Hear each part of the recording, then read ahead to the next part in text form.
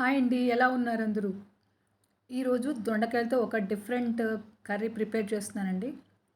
దీనికోసం ముందుగా నేను ఒక 2-3 గ్లాసెస్ వాటర్ అయితే నేను బాయిల్ చేసుకున్నాను. తర్వాత దీనిలో కొద్దిగా పసుపు యాడ్ చేశానండి. ఇప్పుడు స్టవ్‌ని ఫుల్ ఫ్లేమ్‌లో పెట్టి వాటర్‌ని బాగా బాయిల్ చేసుకోండి. కట్ చేసి పెట్టుకున్న దొండకాయలని ఇదిగోండి ఇట్లా నిలువుగా కట్ చేశాను దొండకాయలని. ఈ దొండకాయ ముక్కలన్నిటిని ఈ వాటర్‌లో యాడ్ చేసుకుందాం.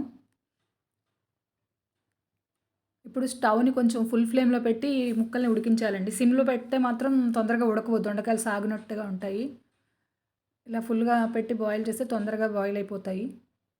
ఇదిగోండి ఇప్పుడు వీటిల్ని మనం ఉడికినాయో లేదో ఒకసారి చెక్ చేసుకుందాం. ముక్కలైతే ఉడికిపోయాయండి. ఇప్పుడు వీటిని వాటర్‌లోంచి మొత్తం డ్రైన్ చేసుకుంటున్నాను.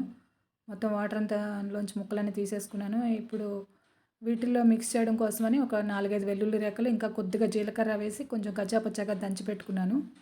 దీంతో పాటు ఇంకొక పౌడర్ ఒకటి రెడీ చేసుకోవాలండి. అదేంటంటే ఒక పావు కప్పు కార్న్ ఫ్లోరు, అలాగే కొద్దిగా బియ్యం పిండి, ఇంకా కొద్దిగా శనగపిండి.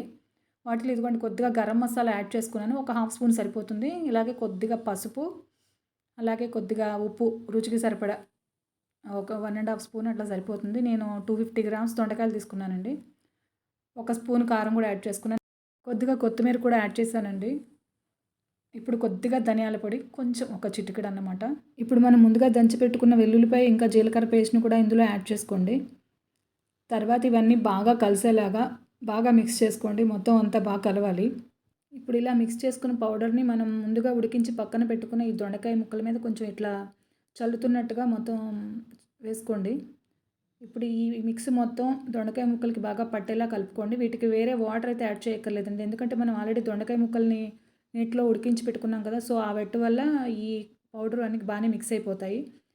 ఇప్పుడు ఫ్రై చేసుకుందాం ఈ దొండకాయలని. ముందుగా ఒక 4 స్పూన్స్ ఆయిల్‌ని కొద్దిగా వేడి చేసుకొని దానిలో కొంచెం ఆవాలు, ఇంకా ఇలా ఎండుమిరపకాయలు కూడా వేసుకోండి. ఆవాలు, ఎండుమిరపకాయలు కొద్దిగా ఏగిన తర్వాత మనం మిక్స్ చేసి పెట్టుకున్న దొండకాయ ముక్కల్ని ఇట్లా ఆయిల్‌లో మొత్తం స్ప్రెడ్ చేసుకుంటూ వేసుకోండి. ఇలా స్ప్రెడ్ చేయడం వల్ల కొంచెం అన్ని ముక్కలకి ఆయిల్ కాస్త బాగా పడుతుందన్నమాట. ఇప్పుడు వీటిని కొద్దిసేపు ఇలా ఫ్రై చేద్దాము. మీకు ఫస్ట్‌లో కొంచెం అడుగున పట్టినట్టు ఉంటుంది గానండి, తర్వాత మొత్తం కుక్ అయ్యేటప్పటికి మొత్తం ఆల్మోస్ట్ గిన్నె నుంచి విడిపోతుంది. అడుగున పట్టదు. ఫస్ట్ స్టార్టింగ్ పిండి కొంచెం తడి ఉండడం వల్ల అలా పట్టినట్టుగా ఉంటుందన్నమాట. ఈ దొండకాయ ముక్కల్ని ఇలాగే కొద్దిసేపు ఇట్లా ఫ్రై అవ్వనివ్వండి. సిమ్‌లో ఉంచండి స్టవ్‌ని. ఇప్పుడు కొద్దిగా కరివేపాకు యాడ్ చేద్దామండి. మీకు తెలుసు కదా, నేను ఎప్పుడు ఇట్లా కట్ చేసే కరివేపాకుని యాడ్ చేస్తాను.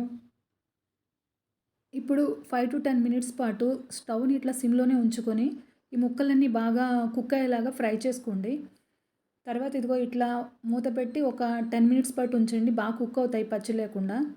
ఇప్పుడు ఒకసారి చెక్ చేసుకుందామండి ముక్కలు కుక్ అయ్యాయో లేదో. లేకపోతే ఇంకొక 5 మినిట్స్ పాటు మళ్ళీ మూత పెట్టి ఉంచుకుంటే సరిపోతుందండి. ఇదిగోండి ఆల్మోస్ట్ దొండకాయలన్నీ కుక్ అయిపోయాయి. ఓకే అండి. మన కర్రీ రెడీ అయిపోయింది. ఇప్పుడు వీటిని సర్వింగ్ బౌల్‌లోకి తీసుకుంటున్నాను. ఈ కర్రీ వచ్చేసి రోటీలో కూడా బావుంటుందండి రైస్‌తో పాటు. అలాగే పప్పుచారు గానీ, ఇంకా సాంబార్ అలాంటివి ఏమైనా మనం చేసుకున్నప్పుడు వాటితో పాటు కాంబినేషన్‌గా కూడా చాలా బావుంటుంది. జనరల్‌గా దొండకాయలని ఎక్కువగా అందరూ రోటి పచ్చడి అలాంటి వాటికి ఎక్కువ ప్రిఫర్ చేస్తారండి. ఇట్లా కర్రీకైతే కొంచెం తక్కువే అని అనుకుంటున్నాను నేను. కానీ ఈ స్టైల్‌లో చేయడం వల్ల టేస్ట్ అయితే చాలా బా వచ్చిందండి. మీరు కూడా తప్పకుండా ఒకసారి ట్రై చేసి చూడండి. డెఫినెట్‌గా మీకు నచ్చుతుంది. ఓకే అండి. Thanks for watching. Please subscribe my channel and like and share. Thank you.